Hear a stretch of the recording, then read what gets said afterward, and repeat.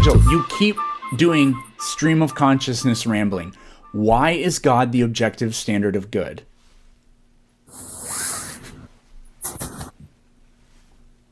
I'm gonna explain. Great. Okay. I think we got our. I think we know. Can I answer?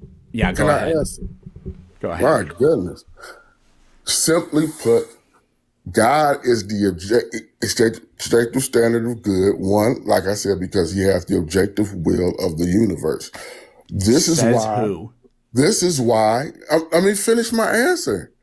You ask me for an answer, then you interrupt me as soon as I start talking. You've stated that multiple times, and then you go on these tangents that don't back up your claim. I'm about to expound on it.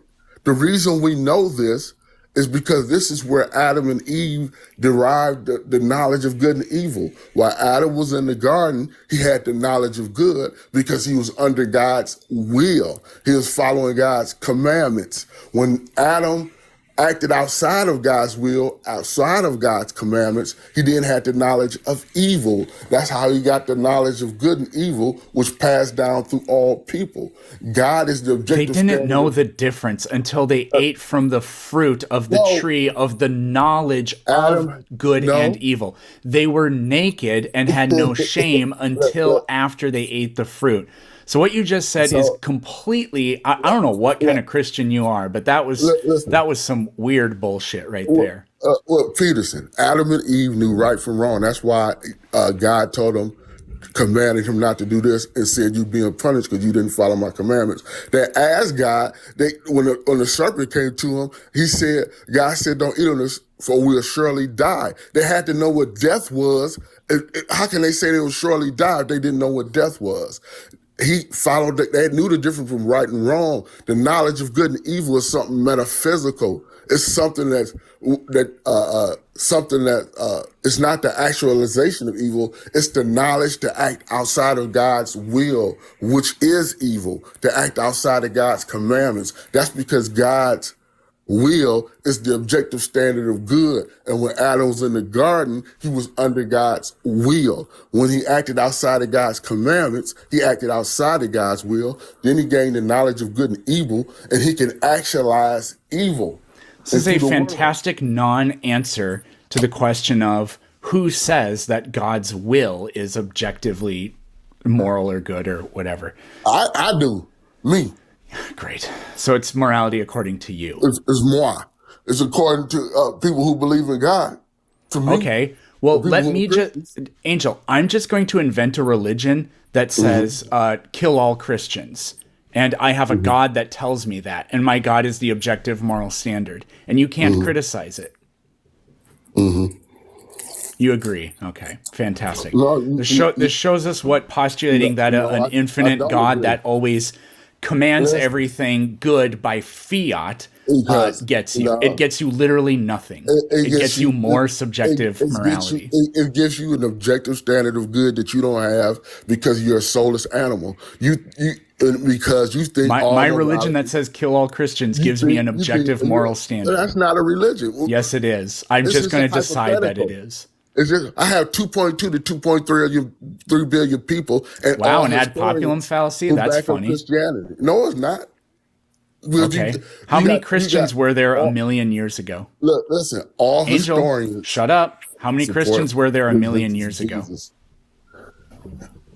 I have no idea. Probably zero, right? It doesn't matter. It does matter because even if there were zero Christians, would that mean that Christianity is false? No. So you playing the numbers game has no bearing on the truth of something? Correct. No. And if morality comes from God, I now believe in a God that I'll just define a God into existence that says commands horrible things and you can't say anything about it. It has a big difference on the thing because we see the good that God does. We see the transformation of people. And we see that God's promise in the Bible, his promise to Abraham that he would make his descendants like the sand of the sea and that he would have descendants like stars in the sky. And it was based on the faith of Abraham that was credited as righteousness. And Luke tells us that Jesus came to fulfill the oath made to Abraham. So we are the children of God. I'm not trying to be rude, but I really want you to stop preaching. I'm not preaching. I'm just trying to explain to you. You're quoting the fucking Bible, and you're not preaching. Listen, you don't understand it because you have a carnal mind. But I'm just trying to explain to you what you don't understand. So do you.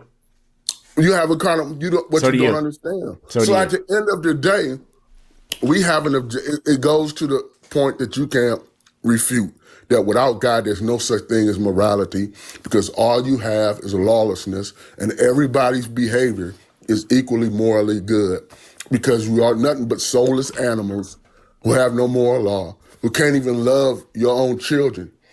Angel, because can God do anything? It's God's will. Can God command an immoral act? Can God do what? Can God command an immoral act? You keep going trying to ask the same question in a different way. Everything, I'm telling you, from the rooter to the tutor. Just say yes or no. Genesis to Revelation. Just say yes or no. Can God command an immoral act? God works his divine will through subjective human morality. So, can God command an immoral act? No, everything is then anything is permissible. Listen, because God has the objective will of the Peterson. Do you understand that you're a limited being and your morality, you can't even barely control your own life. Your morality only goes through your little sphere of influence on this planet. Moses literally convinced God to, Angel, God is capricious. I don't know if you've read the Bible, but Moses multiple times convinces God, actually, how about don't kill 50,000 of my people that are wandering through the desert because they stopped licking your boot, right? God demanded that they rim him constantly, and when they stopped rimming him and built golden statues, God said, "That's it. I'm gonna fucking kill tens of thousands of you." And Moses said, "Can you please not do that?" And God changed his mind. He's capricious. Okay, so everything you just said is completely false. Peterson, you falling right back to the same atheist talking about because you can't debate. At the end of the day, what the carnal mind like you can't accept is that your knowledge, your subjective will is limited to this earth. God has an objective will to all things you don't understand. You don't even know what 95% of the universe is. Neither do you. You can't even know what's going to happen to you tomorrow. Neither do you. You don't know anything. Neither do you. And you're trying to compare your mind to God, your will to God. Think how ridiculous you sound. You don't have special powers that I don't have, which means sound absolutely. You trying to compare your subject. Okay, I'm muting you now, Angel. So you have the same limitations I do, which means you can't justify your beliefs because you don't have any special abilities. You can claim these things, but you can't justify them. I can claim these things because I have a personal relationship with God. Don't you have personal? I have a personal relationship with Spanky, and Spanky's the one true God, and he said, "You're a bitch." Do you have personal relationships in your life? No, but you're a bitch because Spanky told me you are, and he's the objective truth. See, this is the problem with atheism. It goes to what Erwin Schrödinger said. I'm not an atheist. I believe in the one true God, and he said you're a bitch. The problem with atheism is that you try to remove experience. Angel, the objective God said, "You're a bitch. Prove me wrong."